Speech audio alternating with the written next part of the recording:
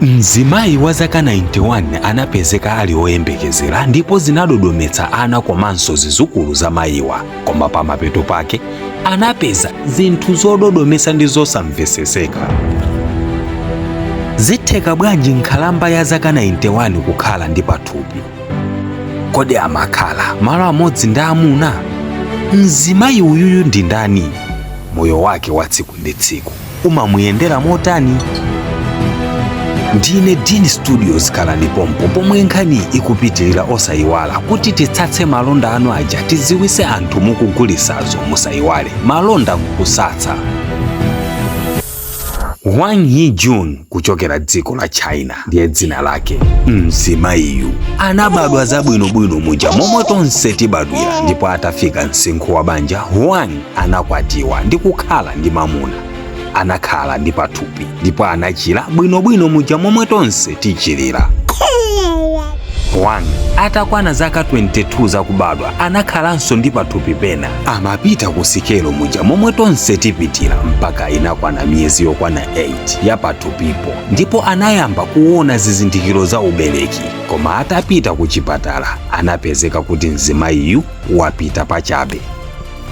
Zinali zodandaulitsa kwambiri popeza ulendowo unali wautali, anachokera nawo kutali. Wang amakhala moyo nkumapitirira ndipo zonse zinali zabwino. Patadusa nthawi amuna a Wang anamwalira. Mayi Wang nkumakhala okha osazakwatiwanso. Nthawi ndi nyengo zinadutsa ndipo zaka zinadusanso zokwana 69. Chinthu cha chilendo chinayamba kuchitikira a Wang. Tsiku lina kunacha zabwinobwino muja momwe kumachera masiku onse, koma Wang anadzuka akumva nseru komanso chizungulire. Amamva kupota m'mimba ndi zina, ndipo anamwa mankhwala poganiza kuti anali matenda ena chabe, ndipo achibale amati ndi ukalamba ukuchitisa izi. Atadusa masiku mimba inayamba kuoneka ikukwera mokula, ndipo masaini omwe munthu wa mimba amamva iyenso nkumamva. Anayesa kudekhesa mtima wake pongoganiza kuti anali matenda chabe, koma ana ndi zizukulu za Wang anawatengera agogo wa kuchipatala, ndipo achipatala anali ododoma poganiza kuti zaka za Wang kuti sizingatheke kukhala ndi pathupi, komanso Wang sizingatheke kuti asangalatsane ndi mamuna. Pachifukwa ichi anagwirizana zoti apangidwe scan, ndipo process inachitika. Koma zodabwisa kwambiri zinali zoti mkati mwa chiberekero mwa Wang munali muli mwana koma wakufa. Mwana uyu ndi uja ankati anapita pachabe ali ndi zaka 22 uja. Madotolo sanathe kumvesesabe kuti munthu akhala bwanji zaka zonsezi kuthamangira 70 ali ndi munthu wakufa m'mimba mwake. Mchifukwa chani sizimamupanga affect m'moyo mwake nthawi yonseyi, nanga chayambisa kuti nopano ayambe kumva masaini otelewa ndi chani? Nkhani iyi inayimisa mitu anthuwa, ndipo kunabwera madotolo apamwamba pa madotolo kuzapanga khava za nkhaniyi. Ndipo anapeza kuti izi sizimachitika, ndipo ilili ndi vuto la chipatala lotchedwa Lethapiano Stone Baby. Nthawi zonse mwana akafera mkati automatically mwanayo amatsata njira yakubadwa ndipo amatuluka.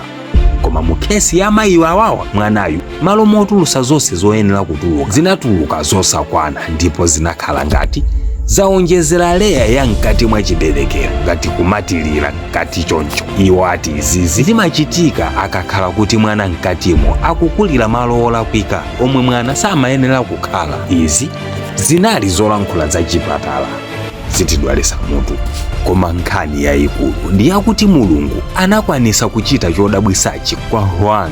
Mu zaka zonsezi iye nkumakhala mkazi wa thanzi osadwaladwala, ndipo Wang ndi family yawo ankayembekezera kuti awapanga operation, koma madotolo anati sikunali poyenera kutero kamba kazifukwa zingapo.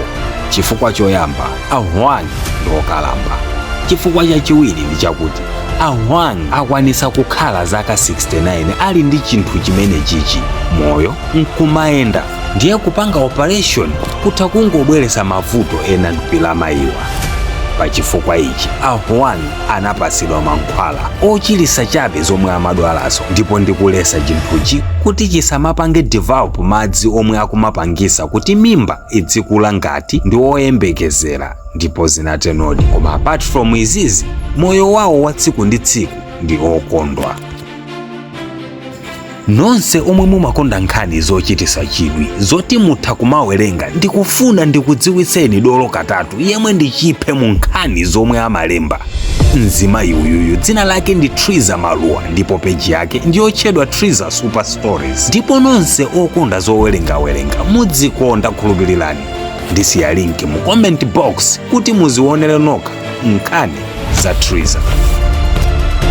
Osayiwala kupanga share nkhani ya Juan.